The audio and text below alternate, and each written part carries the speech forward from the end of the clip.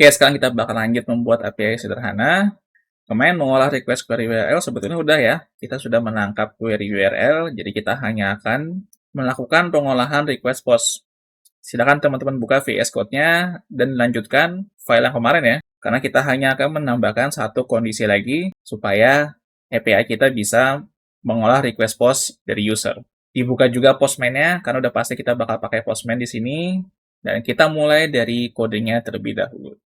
Oke, kurang lebih kode yang kemarin masih seperti ini ya. Hanya ada 3 kondisi. Kalau misalkan part name-nya hanya slash atau kosongan, maka dia hanya memberikan respon hello world. Sementara untuk yang user, dia akan memberikan respon berdasarkan dari query-nya. Apabila query parameter dari URL-nya valid, maka akan memberikan user ID yang valid. Jika tidak, akan menampilkan ID user invalid. Sementara kalau misalkan user mencoba mengakses menggunakan root yang nggak kita daftarkan atau kita deklarasikan, maka kita akan menampilkan URL not found. Sekarang kita bakal lanjut, tambah satu kondisi lagi, atau bisa dibilang kita tambah satu rute baru lagi ya, untuk handle postnya. Jadi seolah-olah pengguna API kita atau user bisa melakukan pengisian data user. Teman-teman bisa lihat di sini, pada baris 22 sampai baris 38 ya, tambah satu kondisi lagi, apabila metodenya post atau path name-nya user, maka jalankan blok kode 23 sampai 37. Ini sama dengannya 3, nggak masalah ya, sama aja mau 3 atau 2. Tapi opsional, teman-teman mau 3, mau 2, silakan aja, terserah. Karena kemarin aku habis ngoding kebanyakan pakai sama dengan 3. Jadi ketika bikin video ini sama dengannya juga jadi 3. Kita lanjut. Jangan lupa set header-nya, content type-nya, application, atau JSON. Karena kita akan nembak metode yang post ini menggunakan Postman. Jadi kita perlu respon baliknya berupa JSON. Menariknya di sini, kita menggunakan sedikit callback. Jadi di dalam parameter request, pada create server, itu sebetulnya ada callback, yaitu menggunakan on, dan beberapa callback yang sudah dikasihkan di sana, kita bisa ketik secara manual ya. Aku di sini pakai data dan menggunakan n. Kemudian kita bisa deklarasikan fungsi yang akan dijalankan pada callback yang sudah kita deklarasikan di parameter pertama. Ya, bisa lihat di sini baris 25 sampai baris 27. Aku zoom lagi deh, biar lebih jelas. Di sini kita menggunakan parameter pertamanya adalah data. Kemudian parameter keduanya adalah fungsi yang memiliki parameter chunk. Jadi begini teman-teman, cara kerja Node.js nangkep request dari user. Contohnya di sini kita mengirim request JSON dengan isi data hanya satu. Kalau datanya hanya satu, ya udah si Node.js ini hanya akan menangkap atau memanggil callback data ini satu kali. Tapi kalau misalkan kita mengirim data Node.js yang lebih dari satu, maka callback data ini akan dipanggil berulang kali. Kenapa begitu? Karena Node.js ketika menerima request, dia itu bersifat stream. Jadi requestnya nggak langsung seabrek-abrek diterima sama dia, enggak, tapi bertahap. Seolah-olah usernya yang akses server kita atau website kita gitu ya, itu seolah-olah upload data gitu. Seolah-olah dia mengupload gambar. Kan upload gambar tuh nggak langsung brek jadi gitu kan ya. Tapi dia ada proses loadingnya. Nah, Node.js cara kerjanya juga seperti itu. Dia nge-stream, meskipun data yang dikirim oleh user itu cuman berupa JSON. Jadi per satu objek atau per satu indeks lah ya, pada JSON yang dikirim, dia akan berproses secara bertahap. Maka dari itu kenapa di sini kita melakukan pergabungan string di variabel body. Kita kumpulin data yang udah dikirim sama user ke dalam satu variabel, baru nanti akan diproses kembali sebagai bentuk respon. Ya, mudah-mudahan teman-teman paham nih. Kalau misalkan nggak paham, coba tanyain yang nggak pahamnya di mana di bagian komentar. Nanti aku coba bantu jelasin ulang.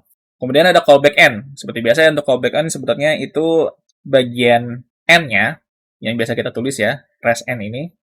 Tapi karena kita perlu ada try catch di sini, supaya kita tahu request yang dikirim ini valid atau enggak, maka dari itu kita menggunakan versi callback-nya, yaitu menggunakan on dan n ini. Simple aja, kalau misalkan memang datanya berhasil di-parse, atau bisa dibilang datanya valid, maka kita akan menampilkan 201 ya, dengan respon, data yang dikirim kita kembalikan, kemudian kita kasih tambahan message, user created.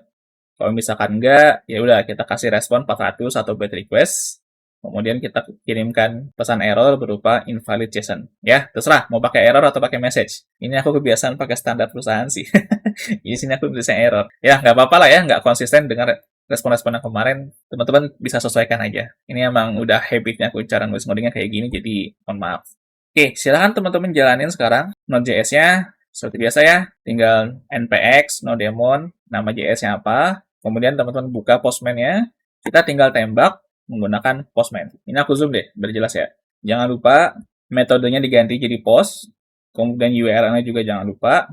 Kemudian kita isi body-nya. Di sini tab body ya. Kemudian pilih yang raw. Kemudian jangan lupa setelah milih raw, tipe body-nya apa. Kalau mau enak, pakai JSON aja.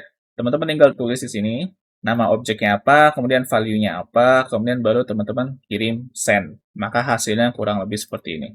Selesai. Ini JSON-nya valid, makanya di sini tertulis user created. Tapi kalau misalkan JSON-nya nggak valid, katakanlah kosongan gitu ya. Ini aku kasih komentar, biar dia nggak ngirim apa-apa. Kita coba klik send, maka hasilnya adalah invalid JSON dan bad request.